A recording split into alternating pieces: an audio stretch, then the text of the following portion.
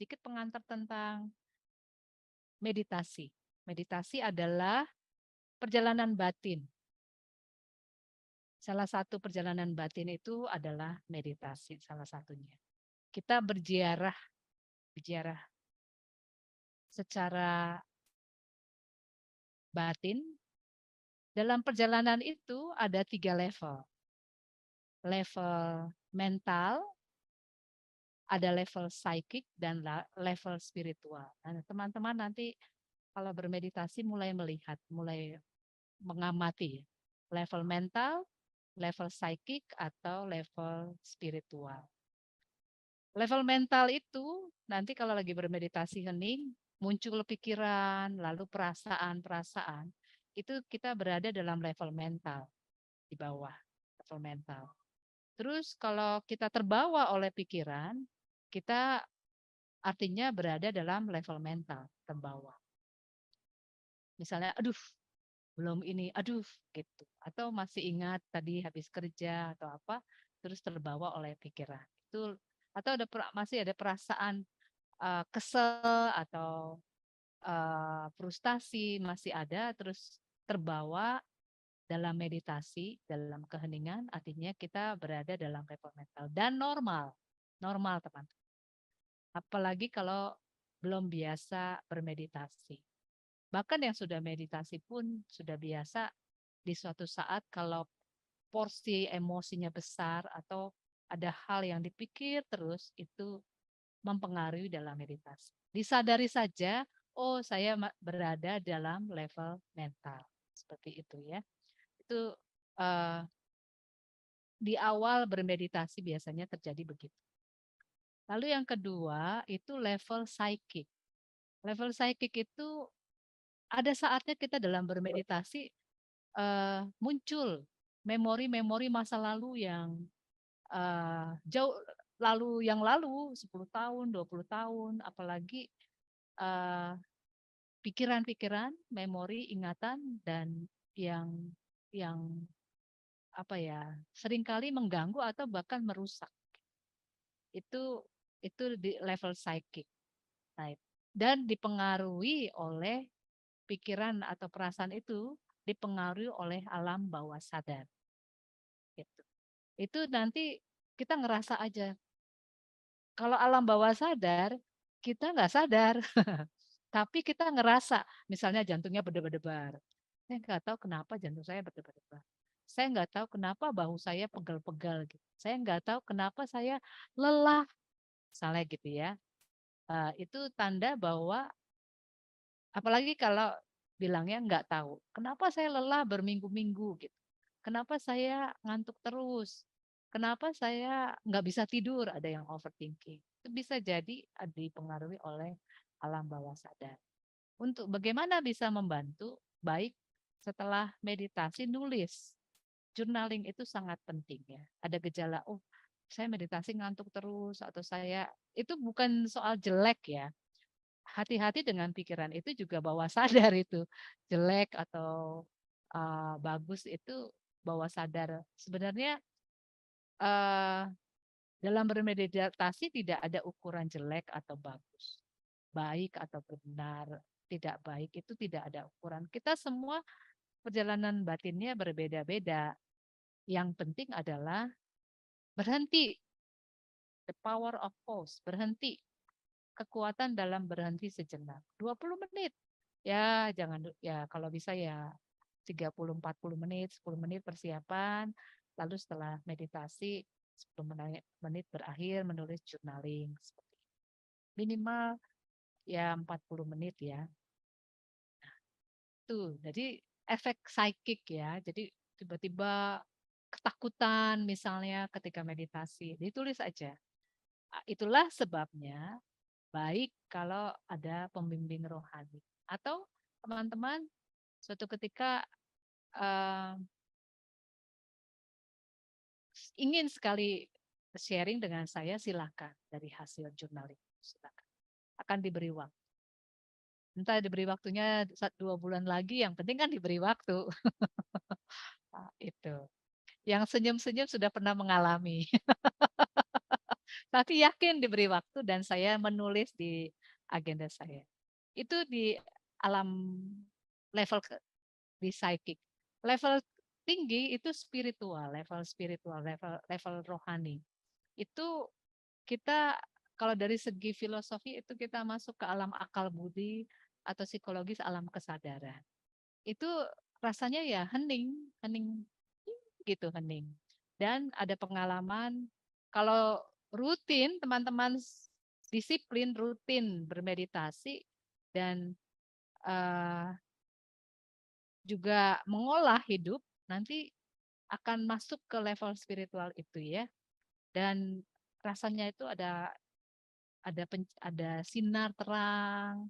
Itu yang disebut inner eyes, mata batin atau uh, inner light atau apa terang batin gitu. Itu rasanya seperti itu. Enak memang rasanya dekat walaupun wajah Tuhan tidak berbentuk ya. Memang di level spiritual itu Allah tidak bisa diungkapkan lewat kata-kata, tapi dirasa. Intuisi kita makin tajam. Dan ada rasa dicintai, ada rasa cinta, ada rasa intimacy, intim, ada rasa dekat, ada rasa nyaman, damai. Itu di level spiritual seperti itu. Karena kita sudah connect dengan diri kita yang sejati. Sudah aspek psikiknya udah masa lalunya sudah diolah gitu, sudah dilepas. Nanti aspek psikik itu seperti apa nanti kita lanjutannya pada meditasi selanjutnya ya. Uh, Perjalanannya panjang tapi penuh harapan. Saya sudah bermeditasi lebih dari 30 tahun dan diiringi dengan mengolah. Memang bermeditasi tanpa pengolahan sia-sia. Mengolah diri itu ya mengenali apa aspek-aspek masa lalu saya yang sampai saat ini mempengaruhi saya dalam bermeditasi. Itu indahnya kalau bermeditasi rutin. Nanti ada rasa nggak enak atau lelah itu nangis terus misalnya ditulis lalu diolah bertanya pada saya atau nanti saya bisa merefer pada psikolog atau terapis gitu ya. Itu untuk membantu kita mengolah. Nanti lama-lama kalau mengolah artinya sebenarnya sadar. Bukan penyembuhan itu terjadi kalau kita sadar, kita bawa ke alam sadar, disadari. Dan ketika dalam hidup sehari-hari, stop. Kalau kita udah biasa stop meditasi, hidup sehari-hari mau mau melakukan kebiasaan lama yang tidak sehat, berhenti. Enggak, saya nggak mau melakukan. Misalnya seperti saya dulu uh, motivasi saya belajar meditasi adalah mengontrol emosi. Itu. Motivasi dasarnya itu. Umur 19 tahun, 18 tahun, saya pertama kali datang ke Jogja, saya besar di Jakarta, dan latar belakang keluarga saya adalah orang dari budaya Batak yang diizinkan untuk um, mengekspresikan emosi dalam lingkungan mengizinkan. Jadi saya marah, wah keluar langsung. Terus saya masuk ke budaya yang berbeda, budaya Jawa yang ekspresif emosi itu tidak tidak diberi izin. Lalu oleh karena itu kami mengalami konflik-konflik sehingga saya kehilangan teman. Dan saya mau belajar, saya ingin belajar beradaptasi di berbagai budaya. Dengan punya mimpi, saya ingin lepas bebas. Inner freedom, kebebasan batin. Lalu saya belajar meditasi. Lalu ketika belajar meditasi, saya belajar ketika emosi keluar gitu ya, badannya seperti itu, saya ambil nafas, lepaskan, lepaskan. Ketika dalam hidup sehari-hari tersadar, mulai menyadari, oh saya lagi emosi, ambil nafas, diteruskan. Jadi enggak langsung, bagaimana sih? Langsung gitu enggak.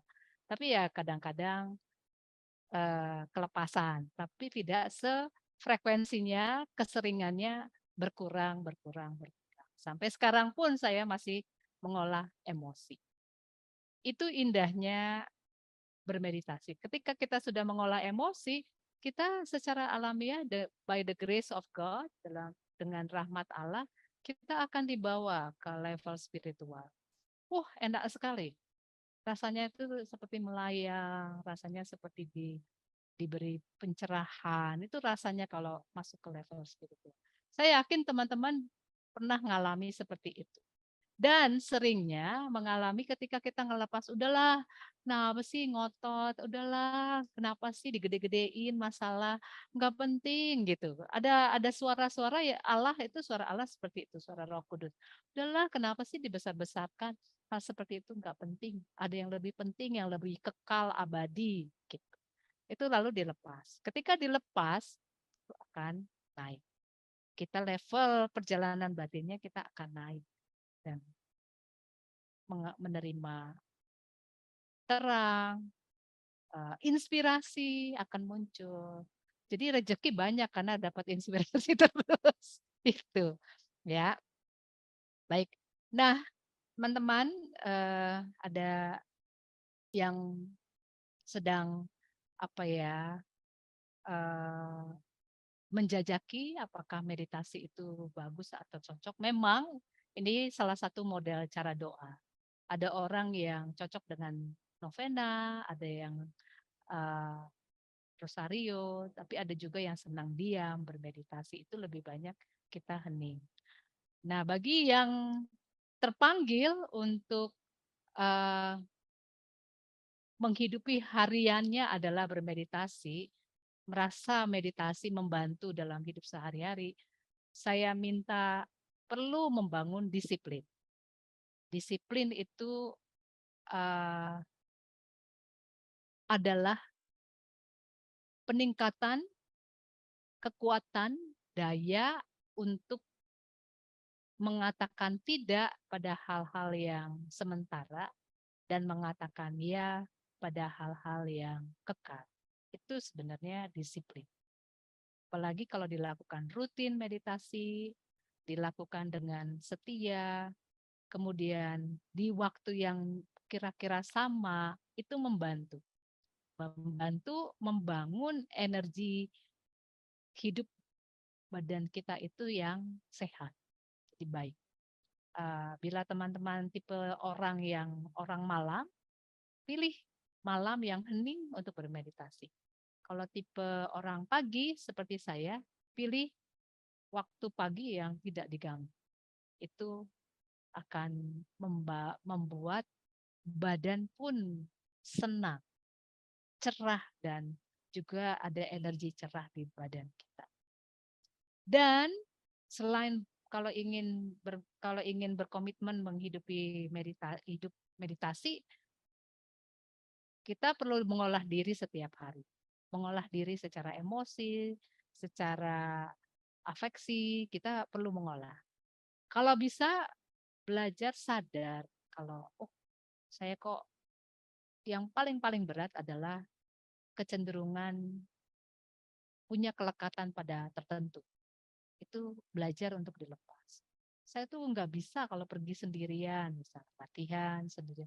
Saya tuh nggak bisa kalau jalan kaki, pergi jalan kaki. Saya tuh nggak biasa untuk apa, untuk tidak bisa curhat gitu ya.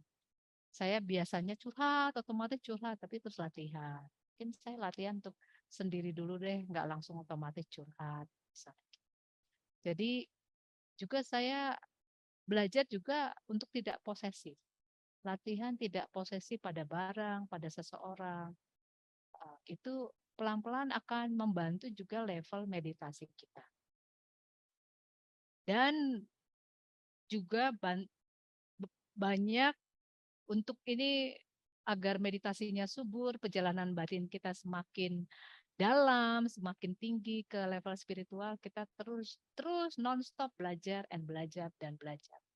Saya sangat menghargai teman-teman di sini yang usianya lebih dari 60 terus mau belajar bermeditasi setia. Itu hebat. Itu adalah tanda gerakan dari jiwa roh kita sendiri. Seperti itu, jiwa kita tuh seperti itu. Mau belajar, disiplin, memilih mana yang menyegarkan dan mencerahkan. Kembali lagi, kelihatannya aduh nggak enak ya meditasi harus pagi-pagi misalnya atau malam-malam, harus disiplin, harus. Hati-hati dengan kata harus, itu bisa menjadi beban. Sebenarnya kenapa sih saya memilih bermeditasi? Itu. Apa sih tujuannya saya bermeditasi? Kembali, tujuan kita adalah ingin masuk ke alam spiritual kita. Melalui level mental, level psikik, lalu masuk ke level yang lebih tinggi, di situ kita bersatu dengan sang ilahi itu yang enak banget. Rasanya enak banget kalau udah sampai level itu. Bisa, kita semua bisa karena aslinya kita adalah roh aslinya kita. Hanya kita perlu sadar apa yang memblok kita untuk naik ke level keaslian kita. Itu sadar. Dengan sadar kita bisa melepas. Jadi tujuannya itu, kita bisa dekat sama Tuhan, satu, dan kedekatan kita itu tidak unik ya, tidak bisa dibandingkan, tidak bisa diekspresikan. Itu memang unspoken gitu ya, tidak bisa diungkapkan dengan, makanya simbol membantu. Tuh. Jadi tujuannya yaitu kita dekat dengan Tuhan, rasanya cinta itu ya akhirnya nggak usah nyari cinta ya, kita rasanya penuh cinta, gembira, senang. Itu aslinya kita. Jadi pikirlah ke sana. Saya ingin senang, sehat. Jadi sehat lahir batin itu. Dan ringan. Masalah juga jadi berkurang. Jadi nggak banyak masalah. Ya tantangan banyak. Cuman kita nggak dipikirin terus, nggak diambil hati misalnya, udahlah kayak gitu nggak usah dia dibesar-besarkan, udahlah itu nggak penting. Kayak gitu. Jadi kita enak, hidupnya enak. Jadi kembali lagi kalau hidupnya enak, itu karena kita masuk ke level yang lebih dalam, nggak ngotot, nggak ambisius, nggak ada uang ya nggak apa-apa, ada tapi merasa tetap kaya karena kekayaan tidak bergantung pada uang, tapi juga bergantung misalnya kaya teman, kaya persahabatan, kaya energi positif, itu kaya itu. Jadi kita jadi pikirannya juga luas sehingga enak, nyaman dan bahagia. Itu jadi fokusnya ke sana supaya kita bermeditasi adalah ungkapan cinta kita, ungkapan bahwa saya ingin tetap bersama Tuhan dalam hidup sehari. Begitu teman-teman ya, ini sedikit tentang meditasi. Semoga ini memberi inspirasi buat teman-teman untuk setia. Sisi lain, kalau cocok, teruskan dan semoga dilakukan minimal 20 menit dalam keheningan. Ya. Terus kalau tidak cocok tidak apa-apa. Jadi ini adalah menunjukkan bahwa kita mempunyai pribadi personalitas yang berbeda-beda. Yang teman-teman sedang menjajaki sekarang bagus untuk mencoba-coba dan untuk memilih akhirnya. Saya pun dulu begitu waktu masih muda, memilih mana yang paling cocok. Ada yang cocok dengan kontemplasi, dengan kitab suci, seperti itu. Tidak ada yang lebih baik, semuanya adalah bagian perjalanan batin kita untuk dekat dan berelasi intim dengan sumber hidup.